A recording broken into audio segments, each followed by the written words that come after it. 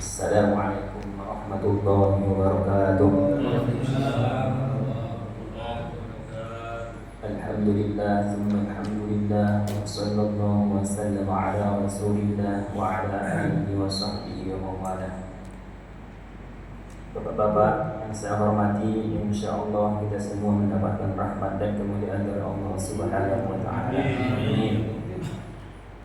Berhubung guru kita Ustaz Astohari malam ini tidak bisa mendampingi kita, maka malam ini kita akan belajar mudzakarah murojaah bersama bapak-bapak ya.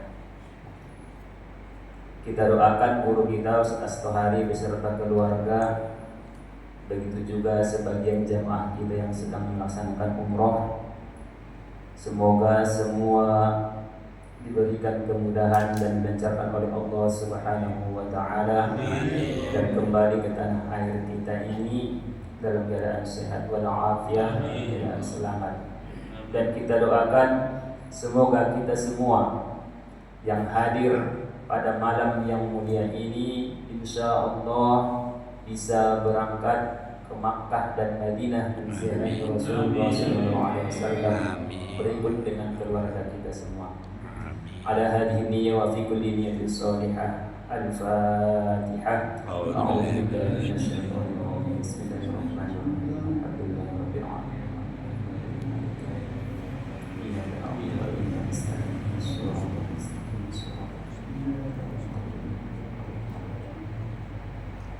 Bapak-bapak yang saya hormati, di dalam hadis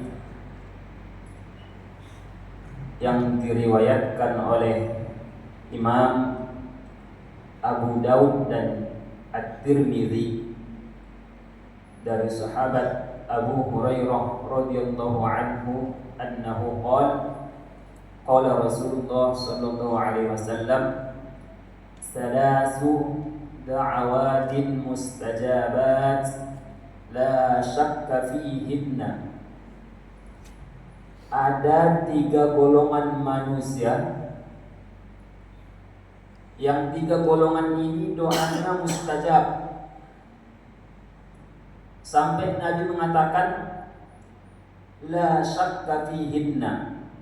Luar biasa ini Pak. Nabi sampai mengatakan la syakka fihinna. Apa artinya itu Pak? Tidak ada keraguan tentang kemustajabannya. 3 golongan manusia yang doanya sangat mustajab, dan kata Nabi luar biasanya tidak ada keraguan tentang kemustajaban doa mereka. Siapa saja yang 3 golongan ini Pak? Yang pertama kata Nabi, da'watul mazlum, doanya orang yang teraniaya. Kemudian yang kedua, da'watul musafir, doanya orang yang musafir, yang sedang melakukan perjalanan. Kemudian yang ketiga, da'watul walidi ala waladi, doanya orang tua kepada anaknya. Luar biasa Pak, 3 golongan manusia ini. Kata Nabi, la syakka fihinna, tidak ada keraguan tentang kemustajaban mereka. Mungkin di antara yang 3 ini kita semua pasti mengalami ini Pak. Setidaknya doa musafir lah, kita pasti pernah musafir melakukan perjalanan, ya kan? Atau mungkin yang ketiga, da'watul walidi ala waladi, doanya orang tua kepada anak. Yang pertama kata Nabi, da'watul mazlum, doanya orang yang teraniaya, yang terzolimi. Apa itu zolim? Para ulama mendefinisikan zolim itu memiliki beberapa makna. Ada ulama yang mendefinisikan zolim itu mukhalafatu amrin wa nahyin man lahul amru wan nahyu, yaitu melanggar perintah dan larangan dari zat yang berhak memerintah dan melarang, yaitu Allah, melanggar Allah. Itu yang pertama. Sebagian ulama mengatakan zalim itu definisinya mujawazatul had, melampaui batas.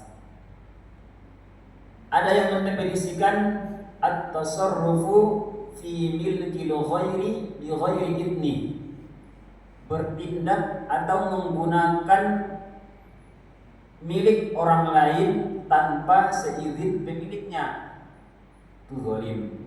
Yang keempat, yang terakhir, ada yang mendefinisikan, ini yang sering kita dengar. Apa itu? Wad'u syai'i fi ghairi mahalli, meletakkan sesuatu tidak pada tempatnya, itu zalim. Ya.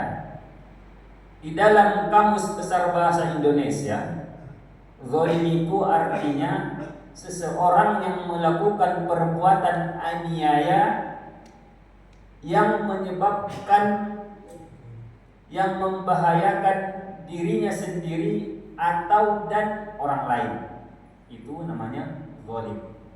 Ya Pak, kalau kita lihat semuanya ya artinya saling mendukung, ya Pak.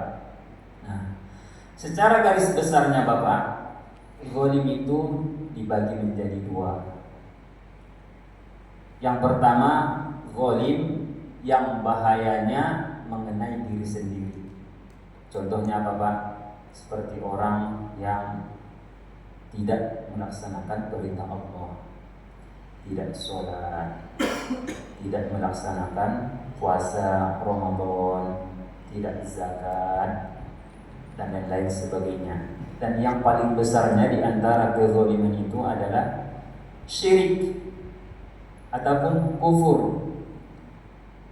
Allah berfirman, inna syirka la zulmun 'adzim. Sesungguhnya kesyirikan itu adalah kezaliman yang paling besar. Dalam ayat lain Allah juga berfirman, wal kafiruna humuz zalimun. Kafir itu, kekufuran itu adalah zalim. Nah, kufur juga menjadi dua, ya Pak. Kekufuran itu dua, kufurun syirkun, kufurun ghairu syirkin. Ada kufur itu syirik, kufurnya itu karena mensekutukan Allah, ya. Itu yang pertama. Kekufuran itu dibagi dua. Yang pertama kufrun syirkun, kekufurannya itu karena mensekutukan Allah.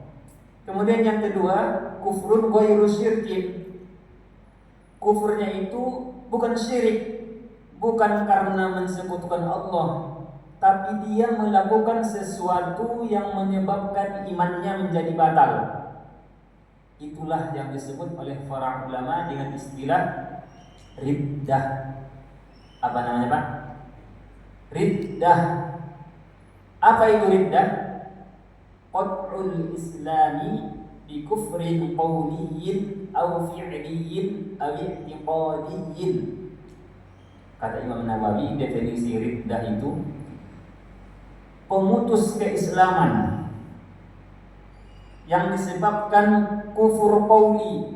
Kufurnya itu bisa disebabkan dari perkataannya, perkataan yang bisa menyebabkan seseorang imannya menjadi batal karena terkena hukum riddah. Contohnya Pak, kufrul qauli, seseorang yang memanggil saudaranya muslim dengan panggilan hei kafir.